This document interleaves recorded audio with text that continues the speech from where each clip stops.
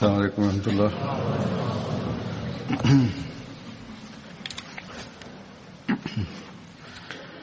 أشهد أن لا إله إلا الله وحده لا شريك له وأشهد أن محمدا عبده ورسوله. أما بعد فأعوذ بالله من الشيطان الرجيم. بسم الله الرحمن الرحيم. الحمد لله رب العالمين الرحمن الرحيم مالك يوم الدين. إياك نعبد وإياك نستعين. اهدنا الصراط المستقيم صراط الذين أنعمت عليهم غير المغضوب عليهم ولا الضالين. गुज़िरियल ख़ुतबे में हज़रत मुसअब बिन उमैर जो ज़िक्र थियो हो, जंहिंजो कुझु हिसो रहिजी वियो हो, जेको अॼु मां बयानु कंदुसि. हज़रत मुसअब बिन उमैर जे बारे में हज़रत मुस्लिह मऊद रज़ियल्लाह ताला अन्हु ही ज़िक्र कंदे त उन्हनि खे मदीने जे मुबलिग तौर मोकिलियो वियो हो ऐं उन्हनि जी ख़िदमतुनि जो ज़िक्र कंदे पाण फरमायाऊं त रसूलुल्लाह सल्लल्लाहु अलैहि वसल्लम खे ख़ुदा ताला तरफ़ां बार बार ख़बर ॾिनी पई वञे त तुंहिंजे लाइ हिजरत जो वक़्तु अचे पियो थो ऐं मथनि ही बि खुली चुको हुयो त संदन हिजरत जी जॻह हिकिड़ो अहिड़ो शहर आहे जंहिं में खूह बि आहिनि ऐं खजनि जा बाग़ बि मौजूदु आहिनि. पहिरियां हुज़ूर खे त शायदि उहा हिजरत जी जॻह हूंदी, पर जल्दी हीअ सोच संदन दिलि मां कढी वई ऐं पाण सॻोरा सल्लल्लाहु अलैहि वसल्लम इन इंतज़ार में लॻी विया त ख़ुदा ताला जी पेशिनगोई जे मुताबिक़ जेको शहर बि मुक़दर आहे उहो पाण खे इस्लाम जो गहवारो बणाइण लाइ पेश कंदो. इन ई दौरान हज जो ज़मानो अची वियो. अरब जे चइनी पासनि खां माण्हू मके में हज जे लाइ गॾु थियण शुरू थी विया. मुहम्मद रसूलुल्लाह सल्लल्लाहु अलैहि वसल्लम पंहिंजी आदत मुताबिक़ जिथे बि कुझु माण्हुनि खे बीठे ॾिसंदा हुआ उन्हनि वटि वञी उन्हनि खे तौहीद जो वाइज़ ॿुधाइण लॻी पवंदा हुआ ऐं ख़ुदा जी बादशाहत जी ख़ुशख़बरी ॾींदा हुआ ऐं ज़ुल्म ऐं बुछड़नि कमनि ऐं फ़साद ऐं शरारत खां बचण जी नसीहत कंदा हुआ. के माण्हू हुज़ूर जी ॻाल्हि ॿुधंदा हुआ ऐं हैरत जो इज़हार करे हलिया वेंदा हुआ. के ॻाल्हियूं ॿुधी रहिया हूंदा हुआ त मके वारा अचे उन्हनि खे उतां हटाए छॾींदा हुआ. के जेके पहिरियां खां मके वारनि जूं ॻाल्हियूं ॿुधी चुका हूंदा हुआ उहे टोक करे हुज़ूर खां परे हलिया वेंदा हुआ. इन ई हालत में पाण मिना जी वादी में घुमी रहिया हुआ जो 6-7 माण्हू जेके मदीने जा रहाकू हुआ हुज़ूर खे नज़र आया. पाण उन्हनि खे चयाऊं त तव्हां माण्हू कहिड़े क़बीले सां तालुक़ु रखो था? उन्हनि चयो त ख़ज़रज क़बीले सां. पाण चयाऊं त उहो ई क़बीलो जेको यहूदियुनि जो हलीफ़ आहे? उन्हनि चयो हा. पाण सॻोरन सल्लल्लाहु अलैहि वसल्लम फरमायो त छा तव्हां माण्हू थोरी देरि वेही मुंहिंजूं ॻाल्हियूं ॿुधंदव? उन्हनि माण्हुनि छो त हुज़ूर जो ज़िक्र ॿुधो हुयो ऐं दिलि में हुज़ूर जी दावा सां कुझु दिलचस्पी हुअनि, उन्हनि हुज़ूर जी ॻाल्हि मञे वरिती ऐं हुज़ूर वटि वेही हुज़ूर जूं ॻाल्हियूं ॿुधण लॻी पिया. पाण सॻोरन सल्लल्लाहु अलैहि वसल्लम उन्हनि खे ॿुधायो त ख़ुदा जी बादशाहत वेझो अचे पई थी. बुत हाणे दुनिया मां ख़तमु कया वेंदा. तौहीद खे दुनिया में क़ाइमु कयो वेंदो. नेकी ऐं तक़वा वरी हिकु दफ़ो दुनिया में क़ाइमु थी वेंदी। छा मदीने जा माण्हू इन अज़ीम शान नेमत खे क़बूल करण जे लाइ तयारु आहिनि? उन्हनि माण्हुनि चयो। उन्हनि हुज़ूर जूं ॻाल्हियूं ॿुधियूं ऐं मुतासिर थिया ऐं चयाऊं त तव्हां जी तालीम खे त असीं क़बूल कयूं था, बाक़ी रहियो ही त मदीनो इस्लाम खे पनाह ॾियण जे लाइ तयारु आहे या न। इन जे लाइ असां पंहिंजे वतन वञी पंहिंजी क़ौम सां ॻाल्हि कंदासीं, पोइ असां ॿिए साल पंहिंजी क़ौम जो फ़ैसिलो तव्हां खे ॿुधाईंदासीं।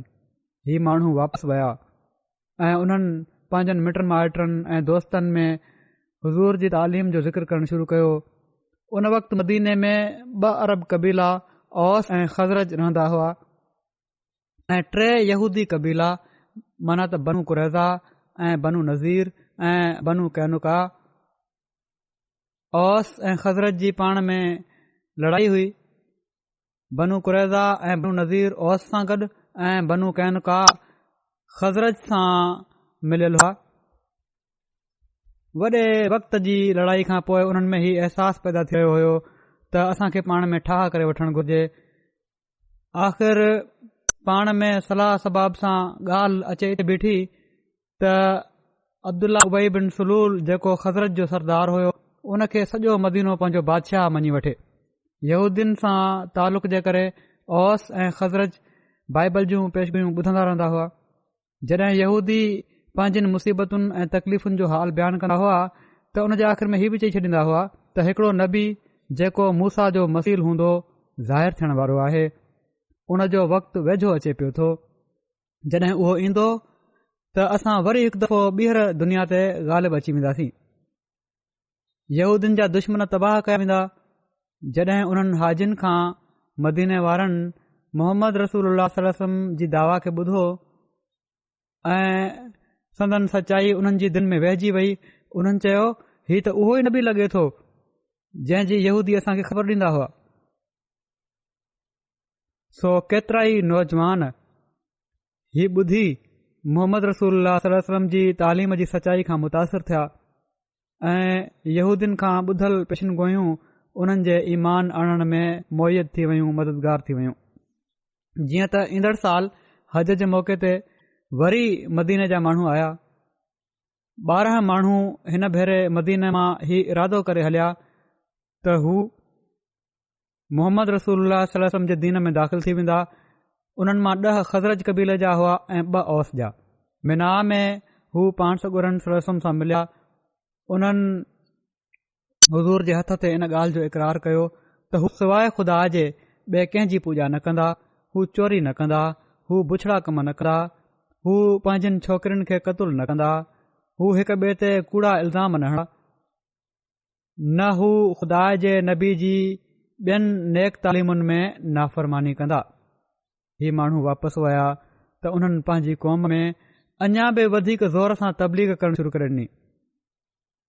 मदीने जे घरनि मां बुत कढी ॿाहिरि उछलिया वञण लॻा।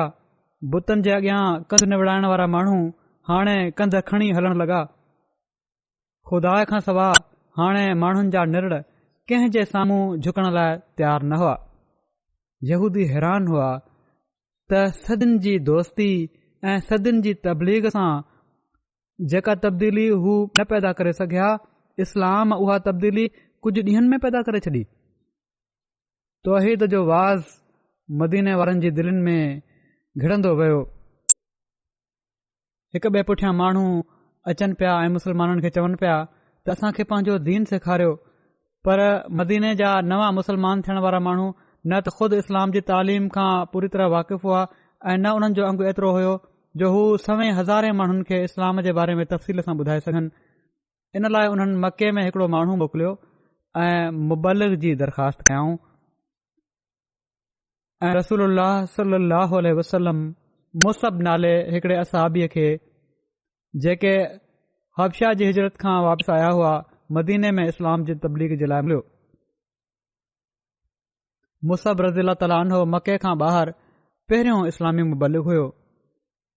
हिकिड़े ॿिए हंधि इन ई ॻाल्हि जो ज़िक्र कंदे हज़रत मुस्लिह मऊद रज़ियल्लाहु तआला अन्हु हीअं बयानु फ़रमायो आहे त त जॾहिं मदीने वारनि खे इस्लाम जी ख़बर पई ऐं हिकिड़े हज जे मौक़े कुझु मदीने वारा रसूल करीम सलाहु वसलम सां मिलिया ऐं संदन सदाकत जा क़ाइल थी विया त उन्हनि वापसि वञी पंहिंजी क़ौम सां ॻाल्हि कई त जंहिं रसूल जी आमद जो मदीने में रहण वारा यहूदी ज़िक्र कंदा हुआ उहो मके में पैदा थी वियो आहे। इन ते उन्हनि जी दिलनि में रसूल करीम सलाहु वसलम ॾांहुं लाड़ो पैदा थी वियो ऐं उन्हनि ॿिए हज ते हिकिड़ो वफ़द बणाए हज़ूर सलम ॾांहुं मोकिलियो। इन वफ़द जॾहिं हज़ूर सां ख़्यालनि जी ॾे वठि कई त मथनि ईमान आंदो ऐं हज़ूर जी बैत करे वरितऊं, छो त उन वक़्तु मके में हज़ूर जी शदीद मुखालफ़त हुई। हीअ मुलाक़ात हिकिड़ी वादी में मके वारनि जी नज़र खां ॻुझे तौर ते थी ऐं उते ई बैत बि थी। इन लाइ इन खे बैत अक़बा चइबो आहे। अक़बा जो मतिलबु आहे त ॾुखे लंघ वारी माथिरी या जबल या ॾुखे लंघ वारो जबलू रस्तो। त रसूल करीम सलाहु वसलम इन्हनि माण्हुनि खे मदीने जे मोमिननि जी तनज़ीम जे लाइ ऑफिसर मुक़ररु कयो ऐं इस्लाम जी इशाअत जो ताक़ीद कयाऊं ऐं इन्हनि जी इमदाद जे लाइ पंहिंजे हिकिड़े नौजवान असहाबी मुसअब बिन उमैर खे मोकिलियाऊं त जीअं हू उते उतां जे मुस्लमाननि खे दीन सेखारनि। ही माण्हू वेंदे पाण सॻोरन सलाहु वसलम खे हीअ दावत बि ॾेई विया त जेकॾहिं मको छॾणो पएव त तव्हां मदीने अचिजो। जॾहिं ही माण्हू वापसि विया त थोरे वक़्त में मदीने जे माण्हुनि में इस पखिड़िजी वियो।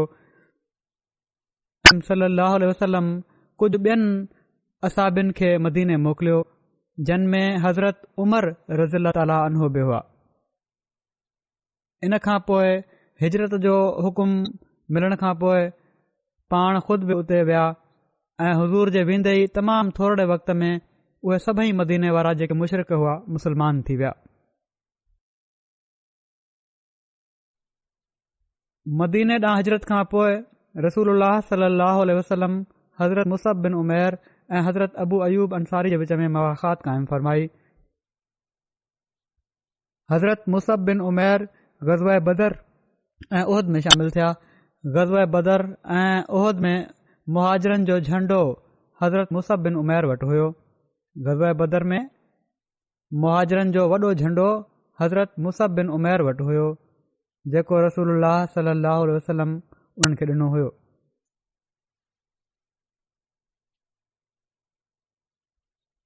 वरी ॿी रिवायत हीअं आहे जेका हज़रत मिर्ज़ा बशीर अहमद साहब सीरत ख़ातमुन नबीयीन में लिखी आहे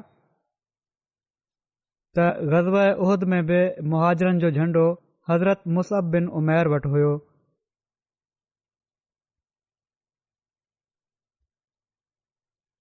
रसूल करीम सलाहु वसलम इस्लामी लश्कर जी सफ़बंदी कई ऐं मुख़्तलिफ़ दस्तनि जा जुदा जुदा अमीर मुक़ररु फ़रमायाऊं।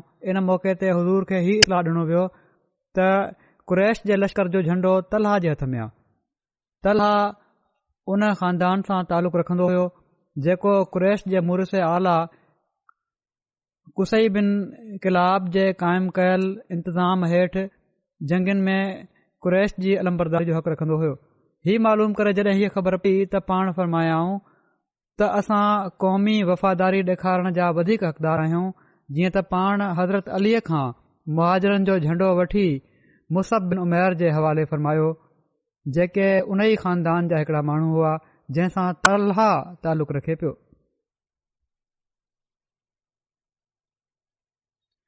हज़रत मुसअब बिन उमैर ग़ज़वा उहद में शहीद थिया। ग़ज़वा उहद जे ॾींहुं हज़रत मुसअब बिन उमैर रसूलुल्लाह सलाहु वसलम जे अॻियां विढ़ी रहिया हुआ ऐं विढ़ंदे विढ़ंदे शहीद थी विया। हिन खे इब्न कमया शहीद कयो।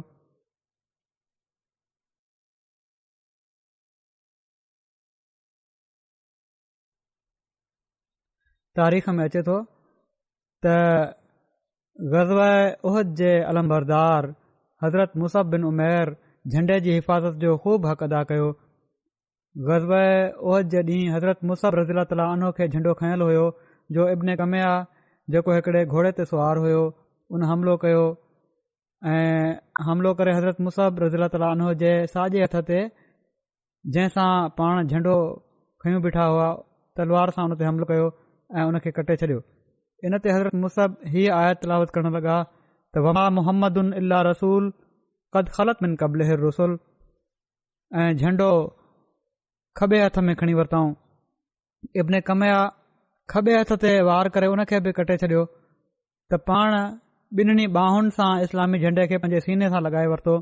इन खां पोइ इब्न कमया टियों भेरो नेज़े सां हमिलो कयो ऐं हज़रत मुसब रज़ी ताला अनहु जे सीने में खोड़े छॾियो। नेज़ो भॼी पियो। हज़रत मुसब किरी पिया। इन ते बनु अब्दुदार मां 2 माण्हू सुवैबत बिन साद बिन हरमला ऐं अबू रूम बिन उमैर अॻिते वधिया ऐं झंडे खे अबू रूम बिन उमैर खणी वरितो ऐं उहो उन्हनि जे हथ में रहियो एसि ताईं जो मुस्लमान वापसि थिया ऐं मदीने में दाख़िल थी विया। शहादत महल हज़रत मुसब जी उमिरि 40 साल या इन खां कुझु मथे हुई।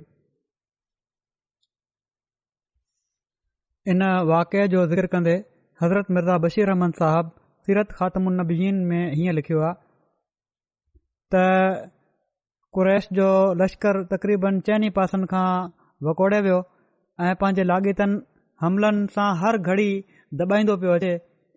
इन ते बि मुस्लमान शायदि थोरी देर खां पोइ पाण संभाले वञनि हा, पर गज़ब ही थियो जो कुरैश जे हिकिड़े दिलेर सिपाहीअ अब्दुल्ला बिन कमया मुस्लमाननि जे अलमबरदार मुसब बिन उमैर ते हमिलो कयो ऐं पंहिंजे तलवार जे वार सां उन्हनि जो सॼो हथु कटे किराई। मुसब फौरन ॿिए हथ में झंडो झले वरितो ऐं इब्न कमया जे मुक़ाबले लाइ अॻिते वधिया, पर उन ॿिए वार में उन्हनि जो ॿियो हथु बि करे छॾियो। इन ते मुसब पंहिंजे ॿिन्हिनि वढियल हथनि खे जोड़े किरंदड़ इस्लामी झंडे खे संभालण जी कोशिश कई ऐं उन खे सीने सां चिमड़ाए वरितो, जंहिं ते इब्न कमया उन्हनि ते 3 हमिलो कयो ऐं हिन भेरे मुसब शहीद थी किरी पिया। झंडो त कंहिं ॿिए मुस्लमान फौरन अॻिते वधी झले वरितो, पर छो त मुसब जो कद बुत पाण सॻोरन सलम सां रलिजे पियो, इब्न कमया सम्झो त मां मोहम्मद सलम खे मारे विधो आहे। या हीउ बि मुमकिन आहे त उन तरफ़ां हीअ तजवीज़ सिर्फ़ शरारत ऐं दोखो ॾियण जे ख़्याल सां हुजे। बहरहाल उन मुसब जे शहीद थी किरण ते लुड़ करे ॾिनो त मां मोहम्मद सलम खे मारे विधो आहे। इन ख़बर सां मुसलमाननि जा बचियल सचियल होश हवास बि हलिया विया ऐं उन्हनि जी जमियत बिल्कुलु मुंतशिर थी वई। हीउ बि हिकिड़ो वॾो सबबु थियो हुयो जेको उहद जंग में जो जॾहिं मुसलमाननि जा हौसला पस्त थिया हुआ, पर बहरहाल बाद में गॾु बि थी विया। रसूलुल्लाह सल्लल्लाहु अलैहि वसल्लम जॾहिं हज़रत मुसब जे लाश वटि पहुता त उन्हनि जो लाश मुंहुं भर पियो हो। नबी करीम सल्लल्लाहु अलैहि वसल्लम उन वटि बि हीअ आयत तिलावत फरमाई त मिनल मोमिनीन रिजालुन सदक़ू मा आहदुल्लाह अलैहि सदक़ू मा आहदुल्लाह अलैहि फमिनहुम मन क़ज़ा नहबहु व मिनहुम मन यंतज़िर वमा बदलू तब्दीला।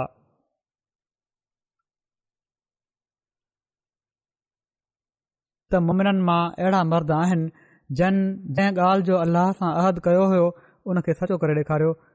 सो उन्हनि मां उहो बि आहे जंहिं पंहिंजी बास जेका बासी हुआ पूरो करे छॾियो उन खे, ऐं उन्हनि मां उहो बि आहे जेको अञा इंतज़ारु करे पियो थो ऐं उन्हनि हरगिज़ पंहिंजे तर्ज़ अमल में का तब्दीली न कई। इन खां पोइ नबी करीम सल्लल्लाहु अलैहि वसल्लम फरमायो इन रसूल अल्लाह यशहदु अन्नकुम शुहदाउ इंदल्लाह यौमल क़यामा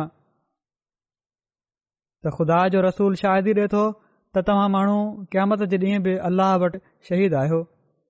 पोइ पाण सॻोरन सल्लल्लाहु अलैहि वसल्लम असहाबनि खे मुखातिब करे फरमायो त हिन जी ज़ियारत करे वठो ऐं हिन ते सलाम मोकिलियो। उन ज़ात जो कसम जंहिं जे हथ में मुंहिंजो साह आहे, क़यामत जे ॾींहं ताईं जेको बि हिननि खे सलाम कंदो ही उन जे सलाम जो जवाबु ॾींदा। हज़रत मुसब जे भाउ हज़रत अबू रूम बिन उमैर, हज़रत सुवैबत बिन साद ऐं हज़रत आमिर बिन रबिया हज़रत मुसब रज़ियल्लाहु ताला अन्हु खे क़बर में लाथो।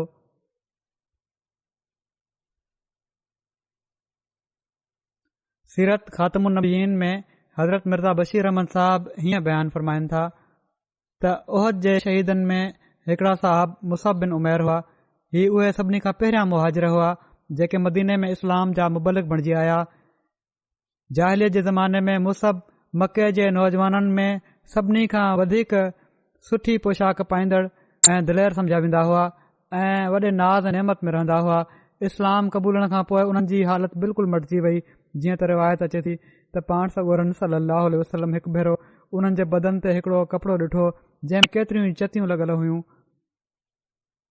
हुज़ूर खे उन्हनि जो उहो पहिरियों ज़मानो यादि अची वियो त संदन अखियुनि में ॻोढ़ा अची विया। उहद में जॾहिं मुसब शहीद थिया त उन्हनि वटि एतिरो कपिड़ो बि न हुयो जो जंहिंसां उन्हनि जे बदन खे लिकाए सघिजे। पेर ढकनि पिया त मथो घाड़ो पियो थी वञे ऐं मथो ढकनि पिया त पेर घाड़ा थी पिया वञनि। जीअं त पाण सॻोरन सलम जे हुकुम सां मथे खे कपिड़े सां ढके पेरनि खे गाह सां लिकायो वियो।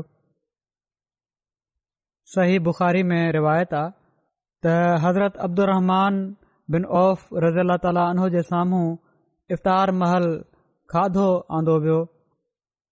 उन्हनि खे रोज़ो हुयो। चवण लॻा त मुसब बिन उमैर शहीद थिया ऐं हू मूंखां बहितर हुआ।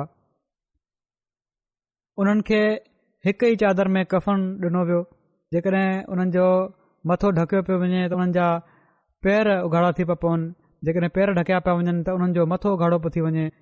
रावी चवनि था त मुंहिंजो ख़्यालु आहे त हीउ बि चयूं त हमज़ा शहीद थिया ऐं उहे मूंखां बहितर हुआ।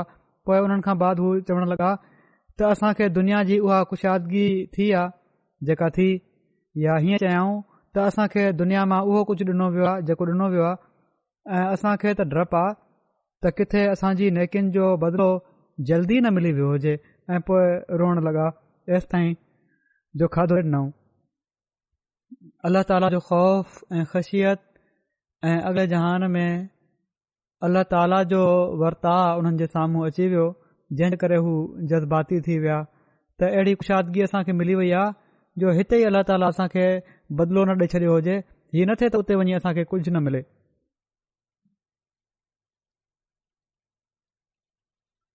हज़रत ख़ुबाब बिन अरद रिवायत कनि था त असां नबी करीम सलाहु वसलम सां गॾु वतन छॾियोसीं।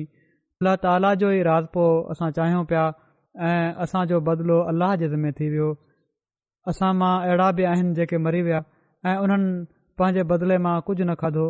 उन्हनि मां हज़रत मुसब बिन उमैर बि आहिनि ऐं असां में अहिड़ा बि आहिनि जंहिंजो मेवो पची वियो ऐं हू उहो मेवो मेड़े रहिया आहिनि। हज़रत मुसब रज़ी अल्लाह ताला अन्हु उहो जॾहिं शहीद थिया ऐं असांखे सिर्फ़ु हिकिड़ी चादर मिली जंहिंसां असां उन्हनि खे कफ़न ॾिनोसीं। जॾहिं असां उन्हनि जो मथो ढकियूं पिया त उन्हनि जा पेर घड़ा थी पिया वञनि ऐं जेकॾहिं उन्हनि जा पेर पिया ढकियूं त उन्हनि जो मथो पोइ घाड़ो थी वञे त नबी करीम सलाहु वसलम असांखे फ़रमायो त असां उन्हनि जो मथो ढके छॾियऊं ऐं उन्हनि जे पेरनि ते इज़खर गाह विझी छॾियऊं। तिरमिज़ी जी हिकिड़ी रिवायत आहे। हज़रत अली बिन अबू तालिब रिवायत कनि था त नबी करीम सलाहु वसलम फ़रमायो आहे त हर नबी खे अल्लाह ताला 7 नजीब रफ़ीक़ इनायत फ़रमाया आहिनि या फ़रमायाऊं त नक़ीब इनायत फ़रमाया आहिनि ऐं मूंखे 14 अता कया विया आहिनि। त असां अर्ज़ु कयोसीं उहे केरु आहिनि? पाण फ़रमायाऊं मुंहिंजा 2 ॾोहिटा ऐं जाफ़र ऐं हमज़ा, अबू बकर, उमर, मुसब बिन उमैर, बिलाल, सलमान, मिक़दाद, अबू ज़र, अम्मार ऐं अब्दुल्ला बिन मसूद। हज़रत आमिर बिन रबिया रिवायत कनि था त उन्हनि जा वालिद चवंदा हुआ त हज़रत मुसब बिन उमैर जॾहिं ईमान क़बूलियो उन वक़्त खां ग़ज़वा उहद में शहीद थियण ताईं मुंहिंजा दोस्त ऐं साथी रहिया। हू असां सां गॾु 2 हिजरतुनि में हबशा विया। मुहाजिरनि में हू मुंहिंजा रफ़ीक़ हुआ ऐं मां अहिड़ो माण्हू कॾहिं बि नाहे ॾिठो जेको हिननि खां वधीक सुठे अख़लाक वारो हुजे ऐं हिननि खां घटि जंहिंसां इख़्तिलाफ़ हुजे। रसूलुल्लाह सल्लल्लाहु अलैहि वसल्लम जॾहिं ग़ज़वा उहद खां पोइ मदीने मोटिया त हुज़ूर खे हज़रत मुसब बिन उमैर जी घरवारी हज़रत हमना बिनत जहश मिलियूं। माण्हुनि उन्हनि खे उन्हनि जे भाउ हज़रत अब्दुल्ला बिन जहश जी शहादत जी ख़बर ॾिनी। इन ते उन्हनि इन्ना लिल्लाहि व इन्ना इलैहि राजिऊन पढ़ियो ऐं उन्हनि जे लाइ मग़फ़िरत जी दुआ कयईं। पोइ माण्हुनि उन्हनि खे उन्हनि जे मामे हज़रत हमज़ा जी शहादत जी ख़बर ॾिनी। इन ते उन्हनि इन्ना लिल्लाहि व इन्ना इलैहि राजिऊन पढ़ियो ऐं उन्हनि जे लाइ मग़फ़िरत जी दुआ कयईं। पोइ माण्हुनि उन्हनि खे उन्हनि जे घर वारे हज़रत मुसअब बिन उमैर जी शहादत जो इतलाह ॾिनो। इन ते हू रोअण लॻियूं ऐं बेचैन थी वयूं। इन ते रसूलुल्लाह सल्लल्लाहु अलैहि वसल्लम फरमायो त औरत जे लाइ उन जे घर वारे जो हिकिड़ो ख़ासि मक़ाम ऐं रुतबो हूंदो आहे।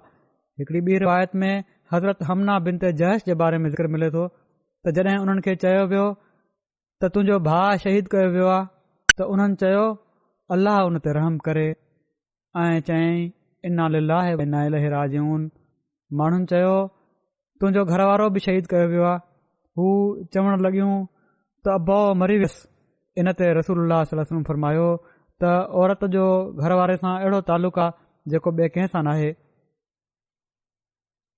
हीउ वाक़ियो हिकिड़े ख़ुतबे में हज़रत ख़लीफ़तुल मसीह राबे पंहिंजे अंदाज़ में बि बयानु फ़रमायो आहे, जंहिं में हज़रत मुसअब बिन उमैर जी शहादत जो वाक़ियो ऐं उन्हनि जी शहादत ते जेके उन्हनि जी घरवारी जा जज़्बात हुआ उन्हनि जो ज़िक्र फ़रमायो अथनि।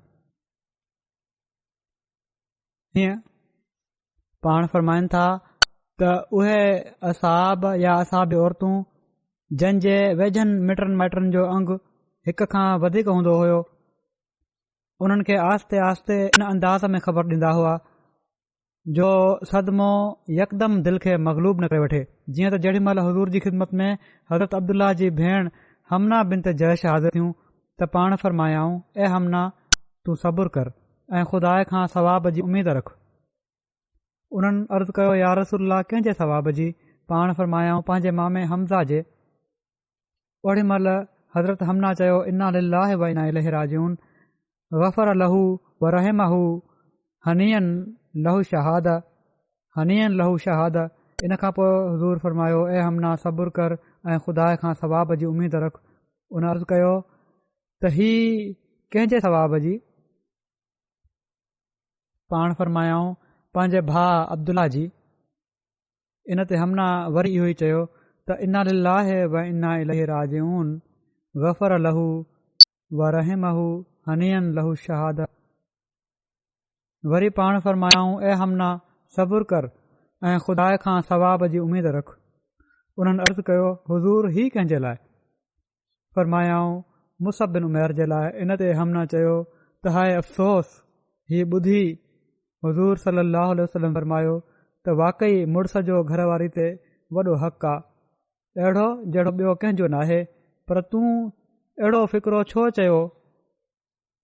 उन खां पुछियाऊं। इन ते उन्हनि अर्ज़ु कयो त या रसूलल्लाह मूंखे उन जे ॿारनि जी यतीमी यादि अची वई हुई, जंहिंसां मां परेशान थी वियुसि ऐं परेशानी जी हालत में हीउ फ़िक्रो मुंहिंजे वातां निकिरी वियो। हीउ ॿुधी हुज़ूर सल्लल्लाहु अलैहि वसल्लम मुसअब रज़ियल्लाहु तआला अन्हु जे औलाद जे हक़ में हीअ दुआ कई त ए अल्लाह, हिननि जा सरपरस्त ऐं बुज़ुर्ग हिननि ते शफ़क़त ऐं महिरबानी कनि ऐं हिननि सां सुठो वर्ताउ कनि। ऐं पोइ अल्लाह ताला ही हिननि सां सुठो ई वर्ताउ रखियो। पाण सॻोरन सल्लल्लाहु अलैहि वसल्लम जी दुआ क़बूल थी। हिते हज़रत मुसअब जो ज़िक्र ख़तमु थियो। इनशाअल्लाह आईंदे अॻिले असाबे जो ज़िक्र थींदो। हाणे मां कुझु ॻाल्हियूं अॼुकल्ह जेका वबा पखिड़ियल आहे कोरोना वायरस जी, उन जे बारे में बि दोस्तनि खे तवजो ॾियारणु चाहियां थो त जहिड़ो क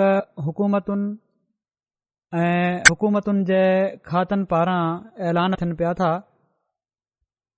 उन्हनि एहतियाती उपायनि ते असां सभिनी खे अमल करणु घुर्जे।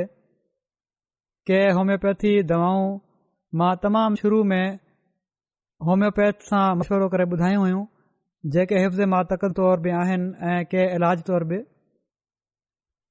उन्हनि खे इस्तेमालु करणु घुर्जे। हीउ हिकिड़ो मुमकिन इलाजु आहे। हीअ असां नथा चई सघूं त 100% इलाजु आहे। इन जो होम्योपैथिक खे ख़बर आहे इन वायरस जी। हीउ अहिड़ो वायरस आहे जंहिंजो को इल्मु नाहे, पर उन जे तमामु वेझो जेको मुमकिन इलाजु थी सघे पियो अहिड़े क़िस्म जी बीमारी जो, उन जे मुताबिक़ ही दवाऊं तजवीज़ कयूं वयूं हुयूं। अल्लाह ताला उन्हनि में शिफ़ा बि रखे, इन लाइ इस्तेमालु करणु घुर्जनि। पर इन सां गॾु ई एहतियाती उपाउ बि ज़रूरी आहिनि, जहिड़ो क ऐलान थी रहिया आहिनि। इन बारे में हीअ बि ज़रूरी आहे त मेड़ खां बचो। मस्जिद में अचण वारनि खे बि एहतियात करणु घुर्जे त जेकॾहिं हल्कड़ो बि बुखार आहे, लिङनि में सूर आहे या छिकूं लेस वग़ैरह आहे त मस्जिद में न अचणु घुर्जे। मस्जिद जा बि कुझु हक़ आहिनि ऐं ही मस्जिद जो हक़ आहे त उते को अहिड़ो शख़्स न अचे जंहिंसां ॿिया मुतासिर थी सघंदा हुजनि। कंहिं बि लॻण वारी बीमारी जो मरीज़ जेको आहे उन खे मस्जिद में अचण खां ॾाढो एहतियात करणु घुर्जे। वरी अॼुकल्ह ख़ासि तौर ते छिक ॾियण महिल बि हूअं उमूमी तौर ते बि हर हिक खे घुर्जे त छिक ॾियण महिल वात ते हथु रखे या रुमाल रखणु घुर्जे वात ते। के निमाज़ी बि ही शिकायत कंदा आहिनि त के माण्हू छिकूं ॾींदा आहिनि असां सां गॾु बीठे ऐं वात जे साम्हूं न हथु रखंदा आहिनि न रुमाल रखंदा आहिनि। एॾे ज़ोर सां छिक हूंदी आहे जो उन जूं फेंगूं असां ते बि पइजी वेंदियूं आहिनि। त ही निमाज़िन जो जेके साण निमाज़ी आहिनि उन्हनि जो हक़ आहे। इन लाइ हर हिकु खे इन ॻाल्हि जो बि ख़्यालु रखणु घुर्जे ऐं अॼुकल्ह जहिड़ो की मां चयो ख़ासि तौर ते इन जे एहतियात जी ज़रूरत आहे। अॼुकल्ह डॉक्टर जेको एहतियात ॿुधाइनि था उहो ई आहे त हथ ऐं मुंहुं साफ़, हथ जेकॾहिं किना आहिनि त मुंहं ते न हणो ऐं हथनि ते सैनिटाइज़र लॻाए रखो या धोईंदा रहो। पर मुसलमाननि जे लाइ, असां जे लाइ जेकॾहिं 5 वक़्त जो को निमाज़ी आहे ऐं 5 वक़्त बाक़ाइदा वुज़ू बि करे पियो थो, नक में पाणी बि सुणकूं था, इन सां नकु साफ़ थी रहियो आहे ऐं सही तरह वुज़ू कयो पियो थो वञे त ही सफ़ाई जो हिकिड़ो अहिड़ो आला मयार आहे जेको सैनिटाइज़र जी कमी खे पूरो करे थो छॾे। अॼुकल्ह छो त मार्केट मां सैनिटाइज़र्स बि ॿुधो आहे ग़ाइब थी चुका आहिनि। माण्हुनि पैनिक में सभु कुझु ख़रीद करे वरितो आहे। दुकान जा शेल्फ ख़ाली आहिनि ऐं ख़ासि तौर ते अहिड़ियूं शयूं जेके इन कम जे लाइ इस्तेमालु थी सघनि थियूं। बहरहाल जेको वुज़ू आहे ऐं सही तरह जेकॾहिं वुज़ू कजे त ज़ाहिरी सफ़ाई बि आहे ऐं जेको इंसानु वुज़ू कंदो पोइ नमाज़ बि पढ़ंदो त हीउ हिकिड़ो रूहानी सफ़ाई जो बि ज़रियो बणिजी थो वञे। ऐं पोइ अॼुकल्ह त ख़ासि तौर ते दुआउनि जी बि तमामु घणी ज़रूरत आहे। असांखे ख़ासि तवजो ॾियणु घुर्जे। मस्जिदुनि जे हक़ जे बारे में मूं ज़िक्र कयो त हीउ बि ज़िक्र करे छॾियां त ख़ासि तौर ते सियारे में बि बि मस्जिद में अचण वारनि खे जेके जोराबा उहे पाए ईंदा आहिनि, जोराबा बि रोज़ मटणु घुर्जनि ऐं धोअणु घुर्जनि। जेकॾहिं जोराबनि मां पेरनि मां धप अची रही हुजे त भरिसां बीठल निमाज़ुनि जे लाइ तकलीफ़ जो सबबु बणिजंदी आहे, या जेके पुठियां निमाज़ी आहिनि जेको पोइ सिफ़ में सजदो करे पियो थो उन जे लाइ तकलीफ़ जो सबबु बणिजे थी या धप। इन बारे में एहतियात करणु घुर्जे। हुकुम त हीअ आहे त पाण सॻोरनि सलाहु वसलम फरमायो आहे त का धप वारी शइ मस्जिद में मसलन थूम बसर वग़ैरह खाई मस्जिद में न अचो। कॾहिं कॾहिं उगरायूं वग़ैरह बि ईंदियूं आहिनि या हूअं ई वात मां धप ईंदी आहे। इन जे करे ॿिया निमाज़ी जेके आहिनि उन्हनि जी तबियत ते इहो ॾाढो ॾुखियो थो लॻे ऐं निमाज़नि जे लाइ ऐं मस्जिद जे माहौल जे लाइ बि हीअ तकलीफ़ ॾींदड़ सूरत हाल थी वञे। ऐं पर हीउ हुकुम आहे त मस्जिद में अचो त ख़ुशबू लॻाए ईंदा कयो। ऐं पर एतिरो एहतियात आहे जो पाण सॻोरनि सलाहु वसलम फरमायो आहे त कचो गोश्त खणी बि मस्जिद जे अंदरां लंघो बि न, किथे ई त उते वेठो हुजे इंसानु। सो जिस्म जी सफ़ाई ऐं फिज़ा जी सफ़ाई बि हिकिड़े निमाज़ी जे लाइ तमामु ज़रूरी आहे। इन तरफ़ ख़ासि तवजो ॾियणु घुर्जे। पर इन जो मतिलबु हीउ बि नाहे त इन बहाने सां मस्जिद में अचण ई छॾे ॾियो। पंहिंजी ज़ाहिरी हालत खे ॾिसी पंहिंजी दिलि खां फ़तवा वठणु घुर्जे ऐं हमेशा यादि रखो त अल्लाह ताला दिलनि जे हाल खे ॼाणे थो। ऐं इन लाइ जेकॾहिं का बीमारी आहे त डॉक्टरनि खां तसली बि कराए वठो त हीअ कहिड़े क़िस्म जी बीमारी आहे। पर 1-2 ॾींहं परहेज़ करण बि बहितर आहे। पोइ हीअ आहे हथु ॾियण खां अॼुकल्ह चयो पियो थो वञे त पासो कयो। हीअ बि ज़रूरी आहे तमामु। का ख़बर नाहे कंहिंजा हथ कहिड़े क़िस्म जा आहिनि त इन लिहाज़ खां थोरे हर सां तालुक़ु वधंदो आहे, मोहबत वधंदी आहे। पर अॼुकल्ह इन बीमारी जे करे पासो करणी बहितर आहे। हाणे दुनियादार जेके आहिनि उहे बि जेके पहिरियां लुढ़कंदा हुआ त हथु नथा ॾियनि औरतुनि खे हथु नथा ॾियनि, मर्दनि खे हथु नथा ॾियनि, उन्हनि जा बि लतीफ़ा बणजण लॻी पिया आहिनि। हाणे जर्मनी जी चांसलर जेका आहे उनखे उन जे वज़ीर हथु ॾियण खां इनकार करे छॾियो ऐं उन ते हिकिड़ो लतीफ़ो बणियल आहे। हिते बि मेंबर पार्लियामेंट चयो त असां जेको हथु ॾियूं था हीउ कोरोना वायरस जे करे असां बचूं पिया था इन खां, ऐं हीउ तमामु भलो आहे, छो त असांजी त हीअ रिवायत ई न आहे त हथु ॾियूं। असांजी त रिवायत हीअ आहे त सलूट कंदा हुआसीं या मथे तां हेठि लाहे निवणंदा हुआसीं। त हीउ रवाज जेको पइजी वियो आहे, पोइ उन हीउ बि एसि ताईं बि चई छॾियो त औरतुनि खे असां हथु ॾींदा आहियूं ऐं पर भाकुर पाए किस करण जी कोशिशि कंदा आहियूं। त हीउ बि असांखे ख़बर ई न आहे त औरत खे बि पसंदि आहे या न, ऐं खां असां ज़ोरी सभई हरकतूं करे रहिया हूंदा आहियूं। त हीउ अल्ला ताला जी ॻाल्हि त मञण लाइ तयारु न हुआ, पर इन बीमारी हिन वबा हिननि खे घटि में घटि इन पासे तवजो ॾियारे छॾी आहे। अल्लाह करे ख़ुदा ताला जे तरफ़ां बि ख़ुदा ताला ॾांहुं बि हिननि खे तवजो थी वञे। अल्लाह ताला जे हुकुम ते त हिननि खे इख़्तिलाफ़ हुयो। जॾहिं असां चवंदा हुआसीं ऐं ॾाढे प्यार सां चवंदा हुआसीं त असांखे मना आहे सलाम करणु, अहिड़ी तरह हथु ॾियणु पाण में औरत मर्द जो, इन ते उन्हनि जा ॾाढा लोढ़ा हुआ।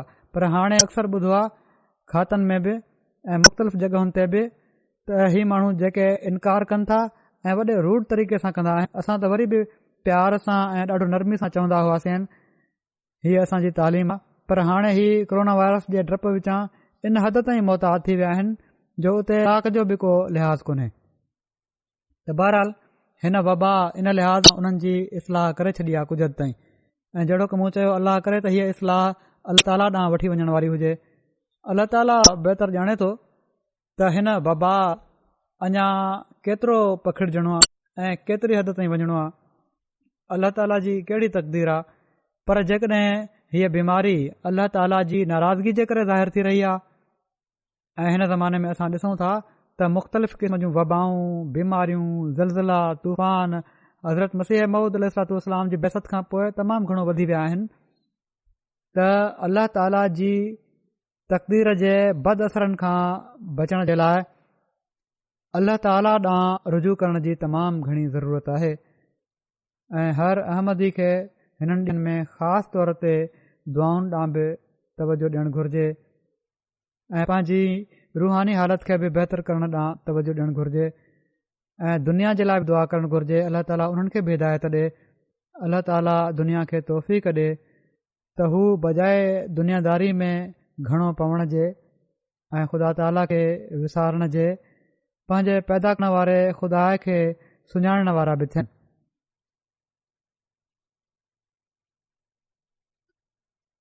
हाणे हिन खां पोइ मां कुझु जनाज़ा ग़ाइब बि पढ़ाईंदुसि।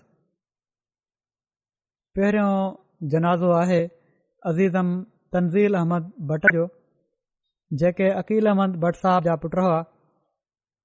ॿार ही नंढड़ो ॿार 11 सालनि जो हुयो, जेको 27 फ़रवरी 2020 में हिन जी वफ़ात थी आहे।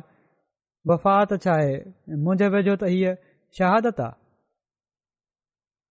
तंज़ील अहमद भट्ट जो तारुफ़ ही आहे, जो वाक़ियो ही आहे त ही शादरा कॉलोनी दिल्ली गेट लाहौर में उन जी पाड़ेसरी औरत 27 फ़रवरी ते ज़ालमाने तरीक़े सां उन खे क़तूल करे छॾियो। इन्ना लिल्लाहि व इन्ना इलैहि राजिऊन। अहमदन खे कंहिं बि बहाने सां क़तूल करणु मुल्लनि जी फ़तवाउनि उते पाकिस्तान में तमामु सवलो बणाए छॾियो आहे। हीउ क़तूल बि इन जो नतीजो आहे, ऐं इन लिहाज़ खां मां त हिन अज़ीज़ खे शहीदनि में शामिल कयां थो, सबबु जेको बि थियो। पर बहरहाल पुठियां हिकिड़ो बुग़्ज़ जेको आहे अहमद जो उहो बि आहे, ऐं मासूम ॿारड़ो हुयो, उनजो को ॾोह न हुयो।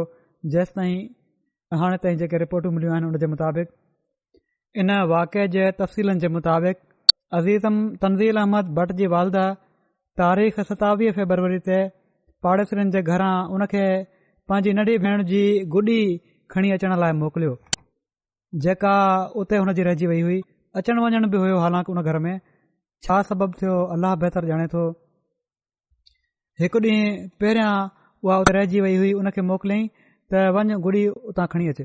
काफ़ी इंतज़ार खां पोइ जॾहिं उहो ॿारु वापसि न आयो त वालदा पाण पाड़ेसरी औरत जे घर वई। पहिरियां त पाड़ेसरीनि दर न खोलियो ऐं काफ़ी देर खां पोइ दर खोलियाऊं त ॿार जे बारे में पुछण ते पाड़ेसरी औरत ॿुधायो त हू गुॾी वापसि खणी हलियो वियो आहे। इन ते अज़ीज़म जी वालदा पंहिंजे घर वारे अकील साहब खे इतलाह ॾिनो। उन्हनि फौरी तौर ते जमायती इंतिज़ामिया सां रलिजी ॿार जी ॻोल्हा शुरू करे ॾिनी ऐं पुलिस में बि रिपोर्ट दर्ज करायऊं।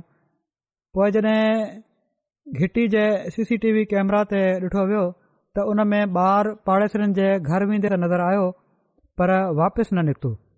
इन ते पुलिस जी मदद सां घर जी तलाशी वरिती वई त हिकड़ी पेतीअ मां ॿार जो लाश निकितो, जंहिं ते पुलिस ॿुधायो त उन्हनि खे कातिल औरत जे घर वारे पहिरियां ई ॿुधाए छॾियो हुयो त उन जी घर वारीअ ॿार खे क़तूल करे लाश पेती में लिकाए छॾियो आहे।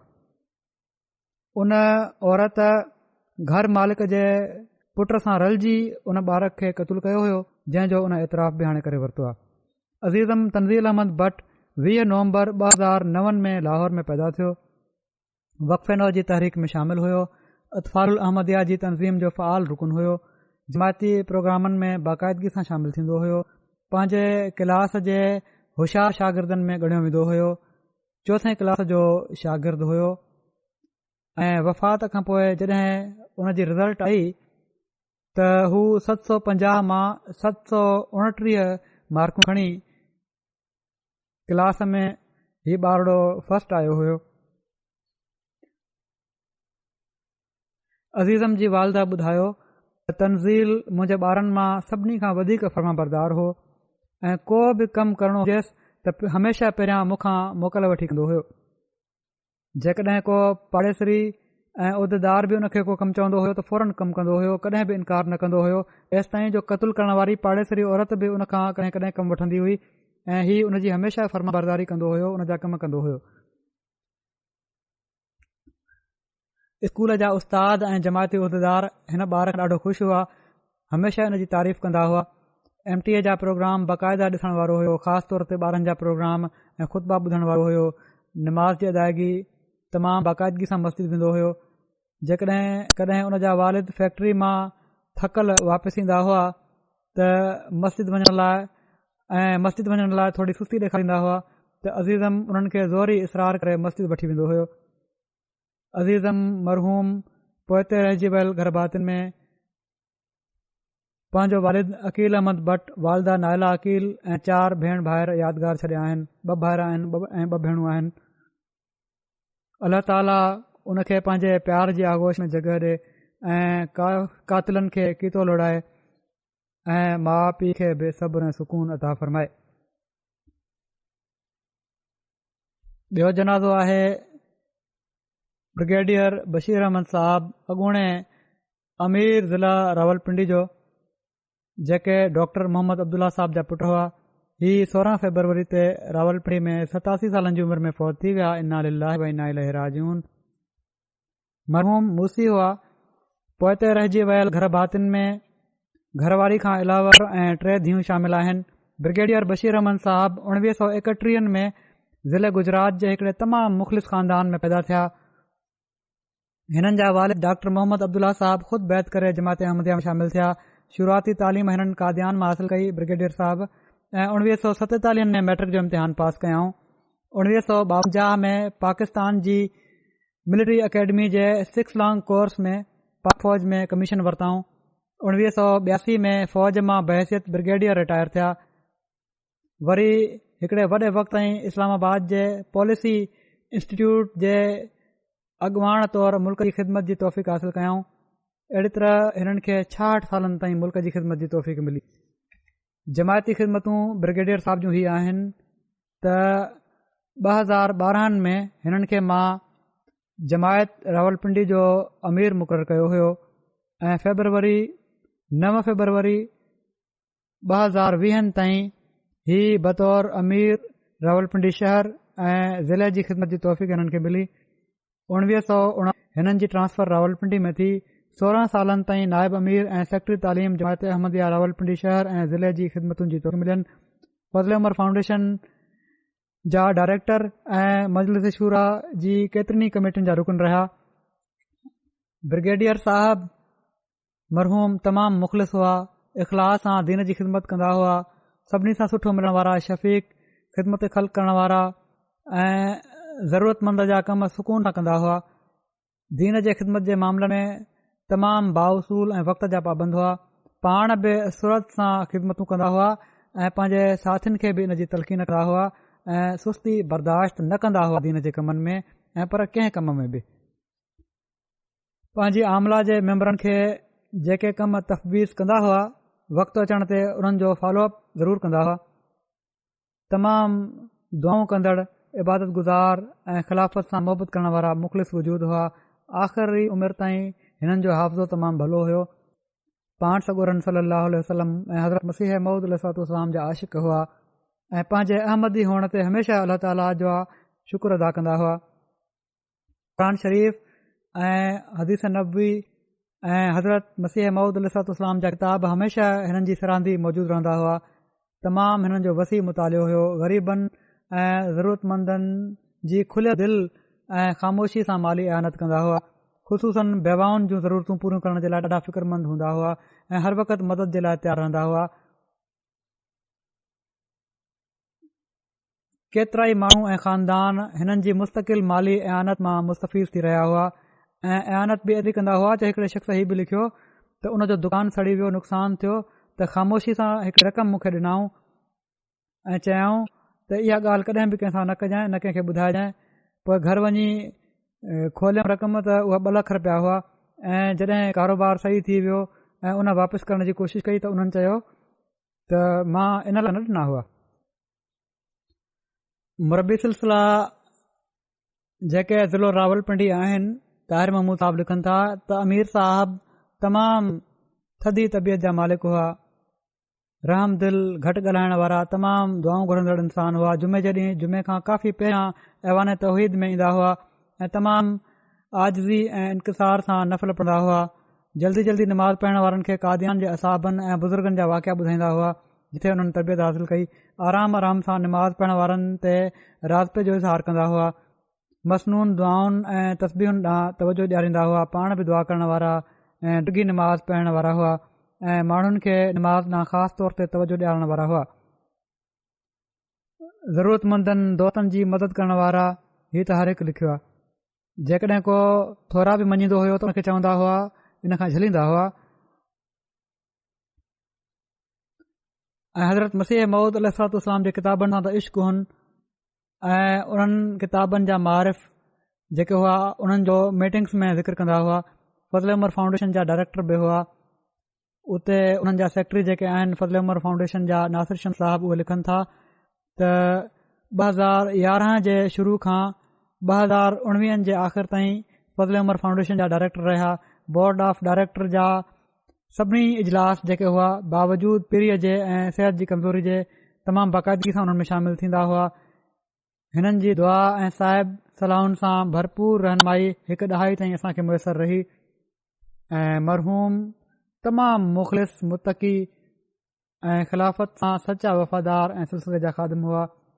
हिकिड़ी ख़ासि खूबी जो चवनि था त जंहिंजो मां पाण मुशाहिदो कया उहा हीअ हुई त तालुक़ बिल्ला ऐं तमामु ख़ुशियूं ऐं ख़ुशू सां नमाज़ पढ़ंदा हुआ। अल्लाह ताला मरहूम सां मग़फ़िरत ऐं रहम जो वर्ता करे, दर्जा बुलंद करे, उन्हनि जी औलाद खे बि उन्हनि जूं नेकियूं जारी रखण जी तौफ़ीक़ अता फ़रमाए।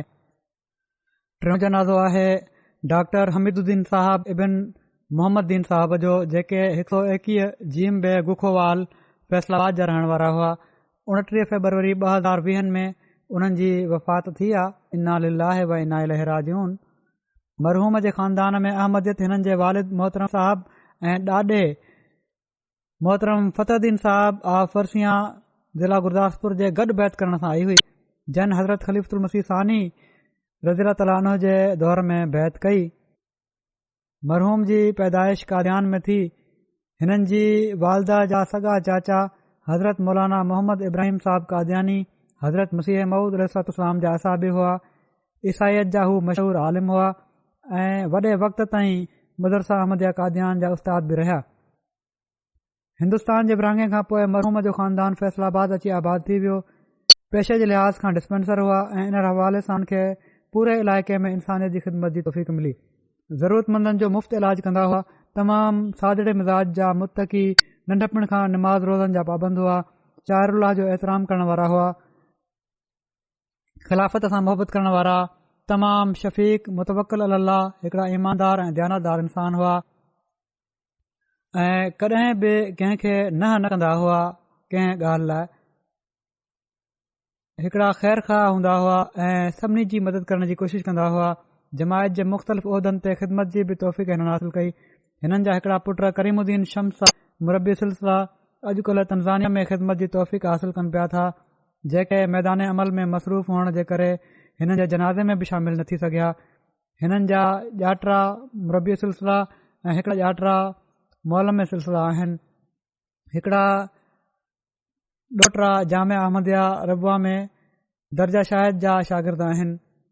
एतिरा केतिरा ई पोटरा पोटियूं ॾोटरा ॾोटरियूं वफ़े नौ जी बाबरकत तहरीक में शामिल आहिनि। अल्लाह ताला मरहूम सां मग़फ़िरत ऐं रहम जो वर्ताव फरमाए, उन्हनि जा दर्जा बुलंद करे, उन्हनि जे नसुलनि में बि वफ़ा सां पंहिंजी बैत जो हक़ अदा करण जी तौफ़ीक़ उन्हनि खे अता फ़रमाईंदो रहे।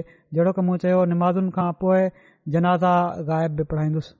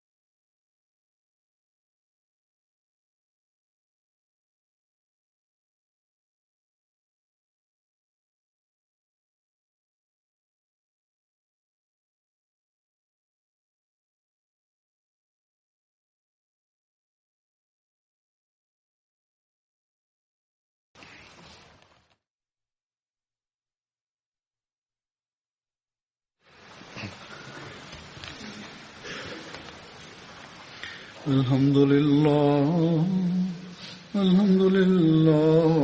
نحمده ونستعينه ونستغفره ونؤمن به ونتوكل عليه ونعوذ بالله من شرور أنفسنا ومن سيئات أعمالنا من يهده الله فلا مضل له ومن يضلل فلا هادي له ونشهد أن لا إله إلا الله ونشهد أن محمدا عبده ورسوله عباد الله رحمكم الله إن الله يأمر بالعدل والإحسان وإيتاء ذي القربى